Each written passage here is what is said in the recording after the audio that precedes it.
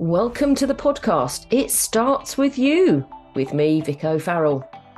I ask my guests, by understanding their own behaviours and personality style, what impact on their lives, both personally and professionally, has there been? What is it like to live and work with someone of your style? I mean, this is not about labelling people, putting people in boxes, or an excuse for bad behaviour. It's about recognising, understanding and respecting that we're all different. And what impact can you have on others by looking in the mirror? Because it starts with you. Marvellous. So welcome to another episode. I am delighted to put my teeth back in. It would be quite nice. That's easy for you to say. Exactly. To be joined by Peter.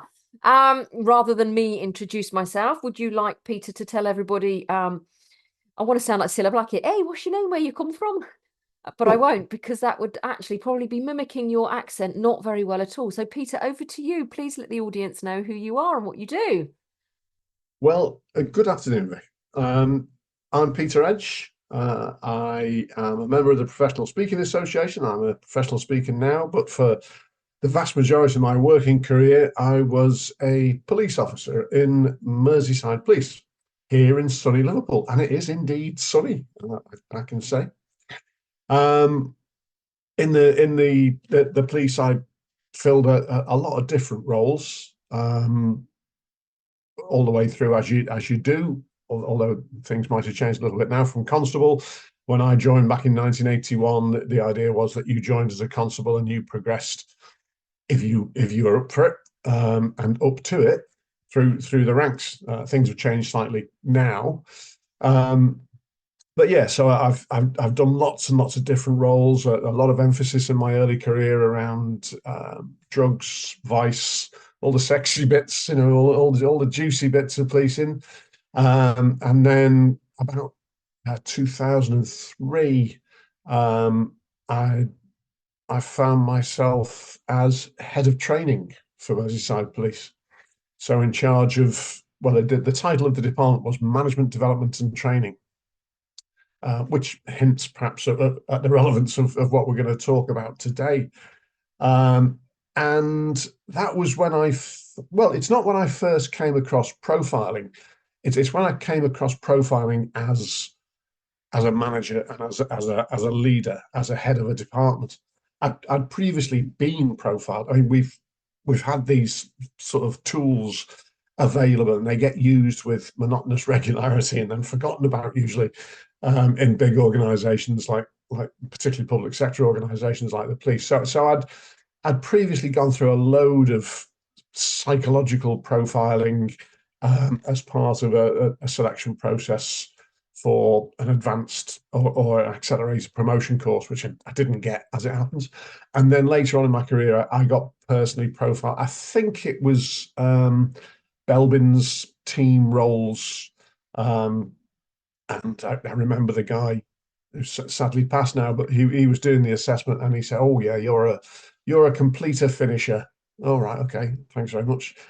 Didn't really do anything with it. Didn't mean anything to me really. It was all part of a wider process and a wider sort of career development sort of interview that I was undertaking at the time.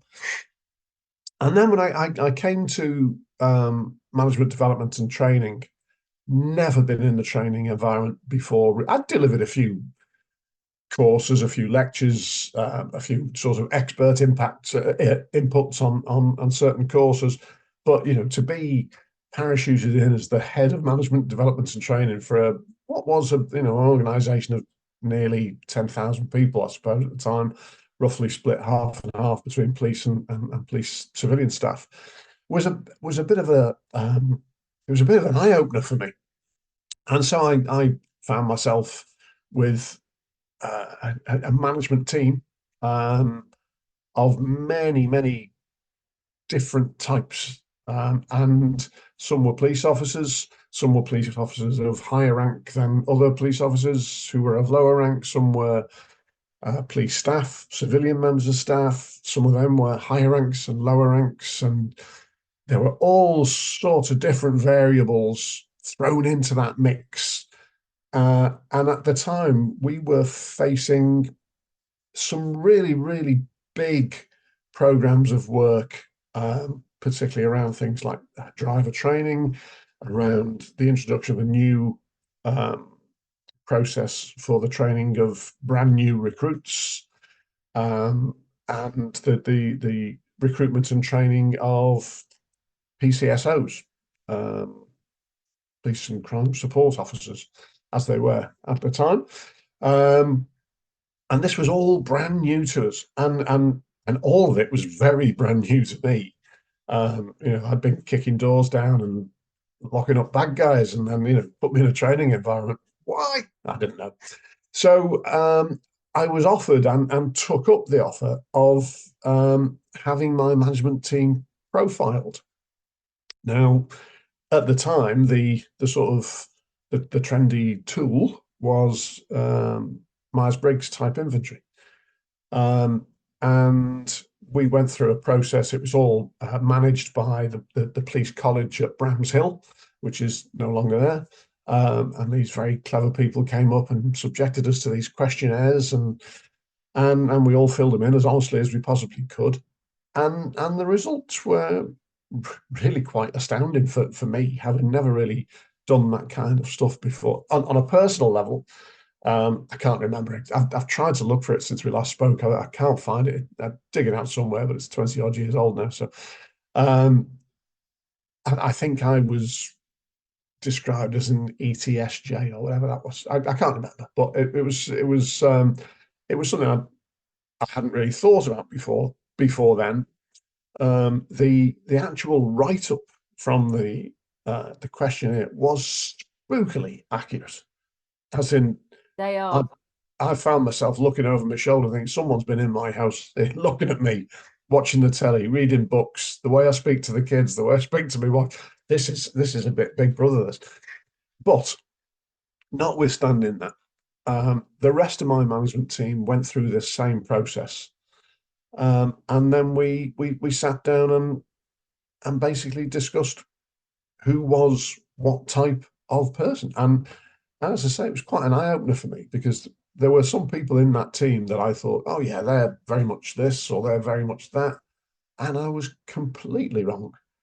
Wow. And as I say, at that time, I was trying to put together a number of teams on particular work streams, particular big programs of work that needed to be done very fast. They needed to be done to a high standard. The chief constable at the time was Sir Bernard Hogan Howe, who was a very demanding chief constable. So you didn't get a lot of slack time, So these things, this was bang, bang, bang, bang, bang. And so I needed my teams to be as efficient as they possibly could. And so, yeah, I took a bit of advice from the people who had applied the tool. And at least for some of those teams, I was able to mix and match some of the profiles so that they were complementary. And that's I suppose the point where I came to the realization, actually, some personality styles, types, whatever, however you want to describe them, will bang heads. Some will fit hand in glove and work very closely together. Some will do the high level tasks. Some will do the low level. It was an eye opener, and a very productive eye opener for me at the time. And I love when you said, as part of that, the fact that you thought people were one style, then you realized that they were different styles, but also how styles will clash with each other and have conflict, and some complement each other. Just a Yeah, very quick question. Did you choose that role of head of training? no, did I? Heck, like, no, I've always been very much an operational, hands-on cop. As I say, kicking down doors, chasing people, making arrests, investigations. I'd previously been a senior investigating officer, so investigating murders, serious crime, all that sort of stuff. I had a bit of a hiatus in my career, which we'll talk about another time. But after that, I was a little bit on the fringes, and you get to know when you're on the fringes of an organisation. And this was a role which I don't think, um, well, for instance, it had previously been held by civilian staff as well as police staff. So, it wasn't necessarily considered a full-on police officer role. Hmm. Uh, they changed their view. The organization changed their view through the life of the role, the life of the department. So it might have been for the previous two holders of the post, there might have been police officers, and then there might have been a staff member in there, then it might have been police officer again. But there were issues with the department at the time, and I don't know, I suppose my standing in the organisation, my reputation or whatever, matched those issues that needed sorting, and so I got sent there to try and sort them out. One of which was a £500,000 deficit in the budget. So yeah. Well, I can imagine you doing that. In fact, actually, I could probably imagine your training courses. They were probably right up my street because we're very similar in terms of our personality styles and what in terms of outgoing, people focused, but also with that task focused. My ideal kind of training scenario. Uh, would you say though?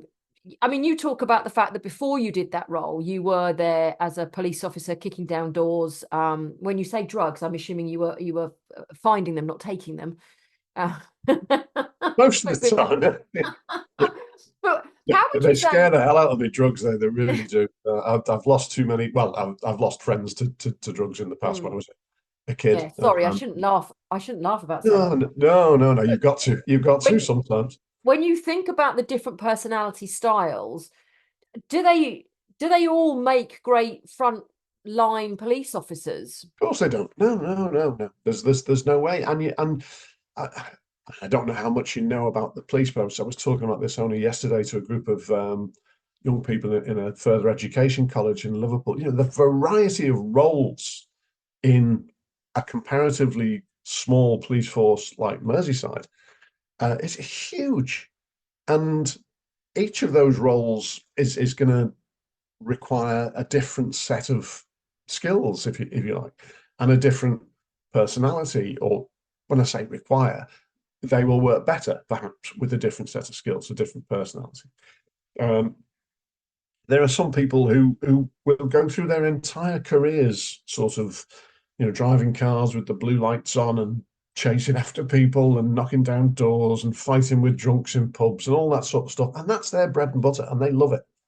And there will also be people who might, for instance, work as a community body and spend their time liaising with community leaders or disaffected groups, or trying to reassure communities about public safety or whatever it is. There will be others who will pick up a laptop like the one that I'm speaking to you on now, take it apart, forensically examine the hard drive, and spend hours and hours and hours in a little darkened room teasing out lines of code that indicate that the previous owner of this laptop is a criminal or whatever. Yeah. It's amazing the variety of roles there, and therefore the variety of skills that are required Yeah. to fulfill them. So if you think about the what you've just talked there, the people who just want to be with the blues and twos and knocking down doors and fighting drunks, and then you think of the community. Did the police ever have, would you say, people would just go, right, okay, you're doing that role, you're doing that role? What would have happened to them if they'd swapped roles?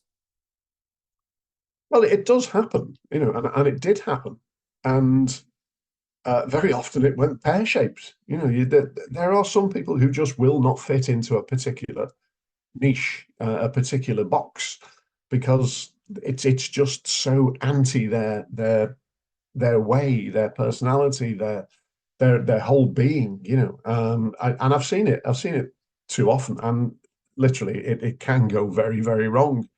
What one of the departments that uses an awful lot of psychological profiling, of course, would be the firearms department.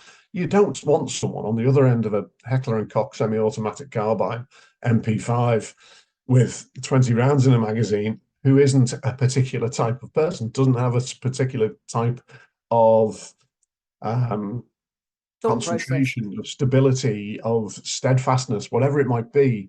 Um, and likewise, you don't necessarily want that same person doing the kicking down doors or whatever, um, or investigating a crime. Going through 100 hours of CCTV footage to find the one frame that shows the offender driving past the victim at the time of the offence, that sort of thing. Yeah. Mm. And so it's interesting then of what you were doing, that you were then put into this role of training. I mean, could you sit there being that person who took the laptop apart, looking for the line of code? If someone trained me to do it, yeah, I've looked at some of these profiling things, and I looked again at that definition of the completer finisher for Belbin, and that's very much about being analytical and perfectist and looking at the detail and making sure it's all absolutely accurate and all that sort of stuff. And yeah, I do like doing that sort of thing, but I'm not so sure that necessarily is all I am. No. And I think I was chosen. I'd like to think I was chosen to do that management development and training head of department role because things needed doing.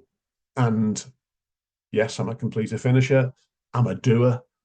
I'd like to think I was a leader. And there were some things that needed some serious and firm leadership in that department. Mm. And I did some things in that department which a lot of people didn't like, but they needed doing. If you had some deficits in terms of Well, finances, then decisions yeah, need to be made, and some people don't like all of the decisions that we make, do they? no, no, no. And it had been a very soft sort of level of leadership. I was going to say interference, but I don't mean interference. I mean involvement. Mm-hmm. Um, and a lot of people in the departments, bearing in mind, that you had a whole range. So you had from like diversity training all the way through to public order training, all these different types. Again, the variety is just immense. Mm. Some of those sub-departments really welcomed the involvement of the boss. And I was Mm. very visible as a leader, very interested because I didn't know much about all of this training malarkey. And some didn't like the attention a lot of the time because there were some practices going on there which shouldn't have been going on and which were definitely contributing to that £500,000 deficit in the budget when I inherited it. So. Oh. Yeah, dare we won't delve into that on this podcast. But I just want to pick up a little bit there as well about the fact that you said that you could have done the finding the code if you needed to, because you do have that in your profile. Probably Yeah, not wanted to do it day in, day out, not without being able to kick down some doors and investigate some serious crime. So, but it comes to be the part of the fact that there's transferable skills. So the skills that you've got, you can take. Let's think about what you do now. So you went from being I can't remember what you said your role was before you went into training, what your last role was, as in what I'd probably call frontline duties. well, I was actually working on a project building the first community justice centre in the UK. Oh, So that was a multi-agency criminal justice project involving the Department of Constitutional Affairs, various other criminal justice agencies, the CPS, the magistrates' courts, the Crown courts, and I was the police liaison on that. And it was from that role. Again, that was a means to an end. That role really, in that got me promoted to superintendent, and it was a really interesting sort of 12 to 18 months that I spent there. Again, going down to the House of Commons and sitting in one of those House of Commons rooms, the committee rooms, presenting to people at the top of the government at the time, going to the House of Lords, presenting to the justice ministers and all sorts of stuff. Really interesting stuff. I'm sure. I think you've had a fascinating career. I really Oh do, yeah, Peter. it's And been amazing.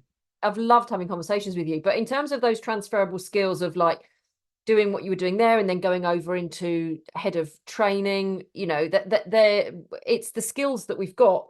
But one of the things that we've picked up on independently from this podcast that I want to bring into it is you've talked about loss of knowledge, haven't you, as well as loss of skills that people have, and the fact that we do need to recognize when you're putting a project together, you need to recognize that actually I can't have everybody wanting to be my blues and twos door knocker downers. I also need my community officers and my code breakers when I'm putting a team together. I need all my different skill styles. But you talked about lost knowledge, and I just want to pick up on that and what you mean by when organizations have that. Right. Well, what I mean by lost knowledge, and I'm sure you will have seen this. People accumulate what is referred to as tacit knowledge, and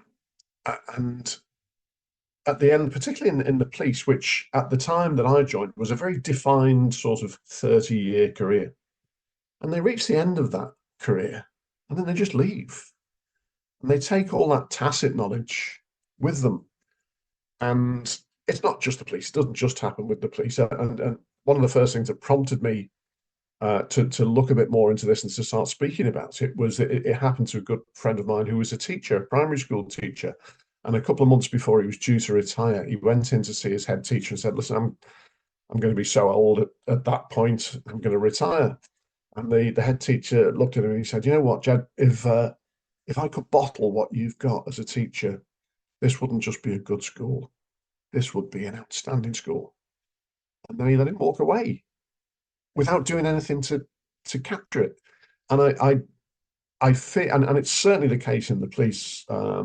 There was a headline in the Times a good few years ago now, and it was it Met stumped by case of disappearing CID. And what that reflected was that there'd been a huge recruitment drive in the early 1970s, and an awful lot of these very experienced detectives, the people who could break that code, spend hours analysing that, ask all the right questions, do all the right interviews, they were coming to the end of their service.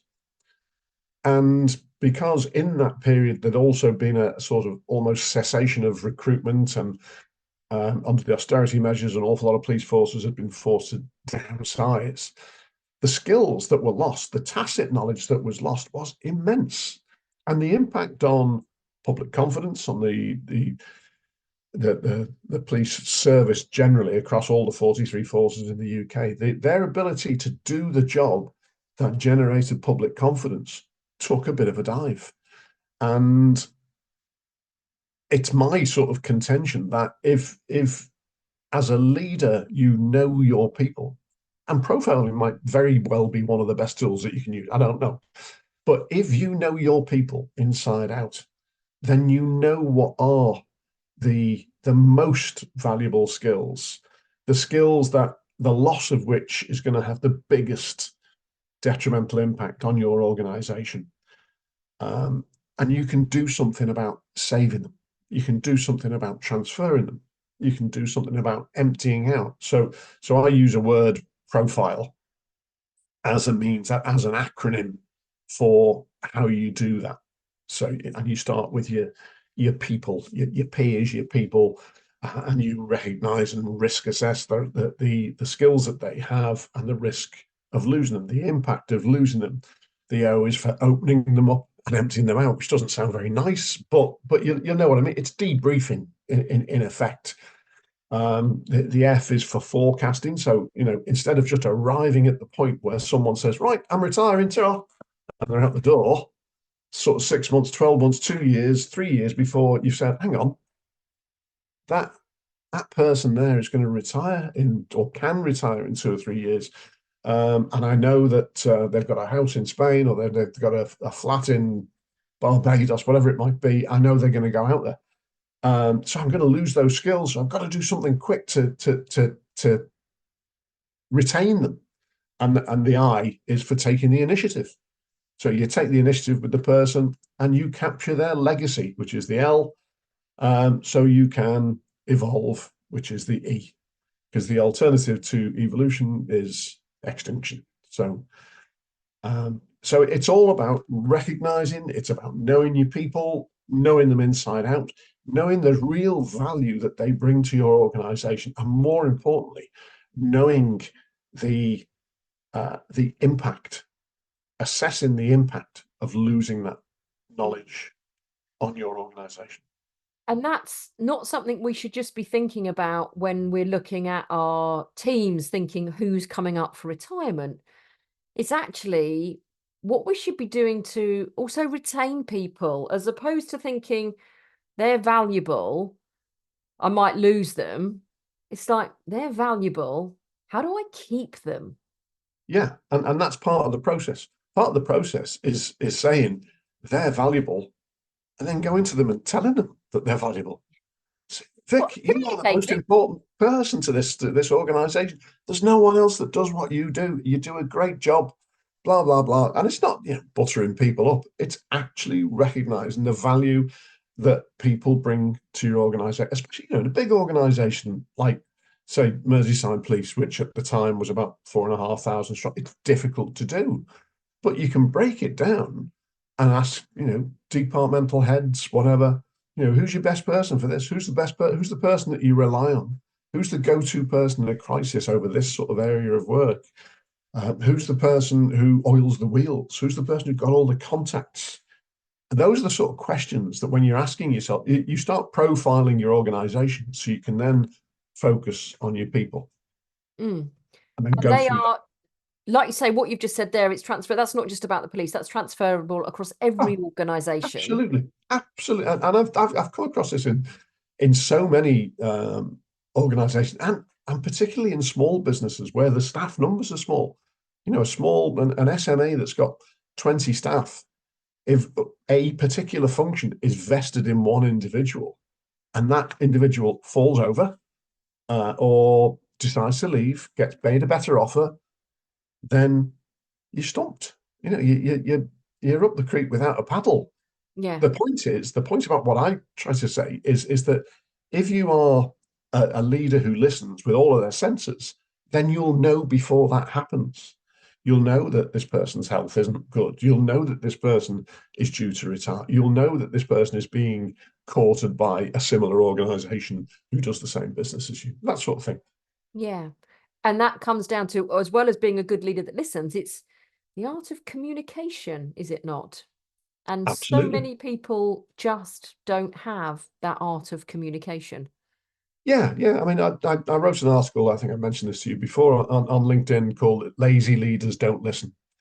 And it's all about listening as a leader, listening with all of your senses, not just those, but seeing, being on the shop floor, perhaps making contact with people, keeping your eyes open on the way to work. How do people look when they arrive in the car park? How do you recognize when something's not right? By Mm. all means, speaking to them, by all means, developing a relationship with them, but a relationship which is not just about what they do when they're sat behind their desk or they're at their computer or they're at a particular machine. It's a deeper knowledge which is going to help you to risk assess the risk of losing them and the impact of losing them before it happens.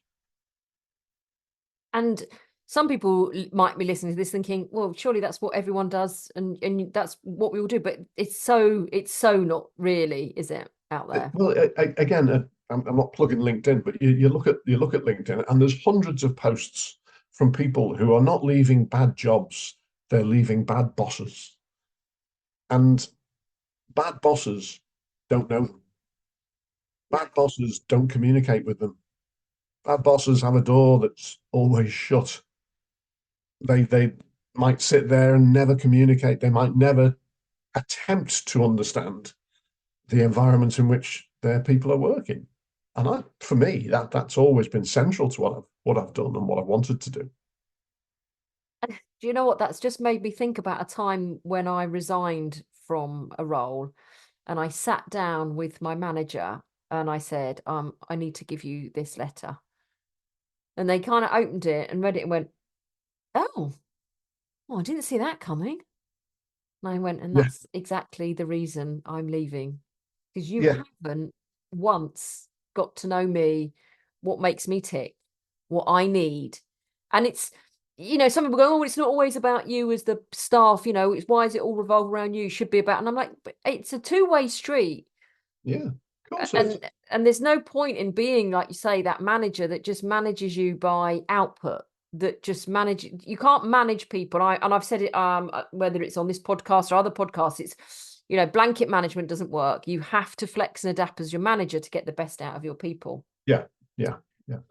So Excuse me, I've got a cold, got a that's all terrible right. cold. I keep blowing my nose. Peter's got a cold, for those of you not watching YouTube but are listening to it Yes, this. on any good platform.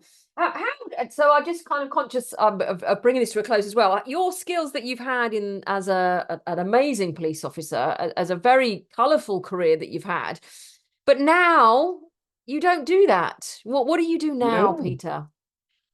Well, yeah, what could be the most different thing to being a senior police officer? I'm a stand-up comedian, a stand-up comedian and after dinner speaker, MC, event host. But at the moment, most of my time is spent doing stand-up comedy. Do you use your police work, your history in your stand-up? Not in my stand-up, no. I mean, being a police officer in Liverpool is not the most popular of occupations. I use it in after dinner because I'm usually invited to speak as a former senior officer in the police, and there are stories that I will tell. But the stand-up is no, they're all jokes. They're written. It's usually quite observational. It's stuff about being an embattled dad of daughters and granddad and stuff like that. It's all relatable stuff, mostly clean, mostly. Uh, and it's great fun, and I think as we've spoken about before, that whole business of listening with all of your senses is exactly the same when you're a comedian, because you are gauging the audience reaction all the time, trying to work out in milliseconds what's hitting, what's not hitting. Is this an audience that's going to appreciate the stuff that I do about being a granddad, or is this an audience that's going to appreciate the stuff that might get a bit smutty or might get a bit silly, or all those sort of things. So yeah, there are still transferable skills. I'm not so sure that anyone who profiled me 20 years ago or 15 years ago would be sitting there thinking, "Oh, I'm so glad we managed to equip him to be a stand-up comedian after all that money we've invested in training him." But I enjoy it and I can do it, and it seems to be working okay at the minute. And that's what it is, isn't it? It's about what brings us joy in our life. Absolutely. So if somebody said, okay, this is all great, Peter, I am a leader and I think I listen with all my senses, but maybe I haven't got them all switched on. How can I give me some top tips? How can I find out what senses aren't switched on? Oh, now that's it. There's a question for you. I suppose you'd have to ask yourself the question: how well do I know my people? And and then from the answer to that, fill the gap in. Well, how am I going to get to know them better? And if that is actually, yeah, communicating with them, speaking with them face to face in a less formal environment, managing the environment in which you speak to people, hugely important. You'll get a much different conversation when you're, a leader or a boss or manager, whatever, on one side of a desk, and you've got an employee, a subordinate on the other side of the desk, than you would if you were sat next to the water cooler having a cup of water with them and say, "Oh, did you see the footy at the weekend?" Or, you're supporting the rugby at the weekend, or, isn't the weather awful, for God's sake? You're allowed to have those conversations with people as a leader, and they will bring benefits. They really will. They build relationships. Yeah, yeah, yeah. So look where the gaps are and work out how you're going to fill them in between. Great piece of advice. And a great way to bring this conversation to a close. But finally, before I do, I know I'm going to get all of your details that will be in the show notes as you're watching, reading, listening, however you are to this podcast. But if people want to get hold of you, Peter, to find out more or to hire you as an MC or come and see you as a stand-up comedy, how do people get in contact with you? Well, probably easiest through LinkedIn. All my contact details are on LinkedIn. You can find a phone number there. You'll find an email address there, or you can just message me on LinkedIn. I'm also on Facebook. I'm on Instagram, but I can never remember what my number name is. I think that's Peter.edge313. But yeah, there's not that many Peter Edges on Facebook, but you'll find me on there. And I've got a website which is www.peteredge.net, which again will provide a link or telephone numbers and the various other social media buttons that you can press to access me. So I'm not hiding. I'm fairly easy to find. And I've usually got a picture of me in a bow tie in a dinner suit. So it is, yes. And I'll finish that way by saying living life on the edge. not off. Not off it, no. It's been great to talk, Peter. Thank you so much for being on this podcast. And It's been a pleasure. I look forward to catching up with you very soon. Indeed. Take care. Will do. How has this conversation had an impact on you? What have you learnt? What will you do differently? Do leave a review on Apple or Spotify on It Starts With You podcast. And also leave a comment down below. Do also then connect with me on social media. I'm on Instagram, Facebook and LinkedIn. And why not even join the Facebook group It Starts With You and keep the learning ongoing. Thank you for listening.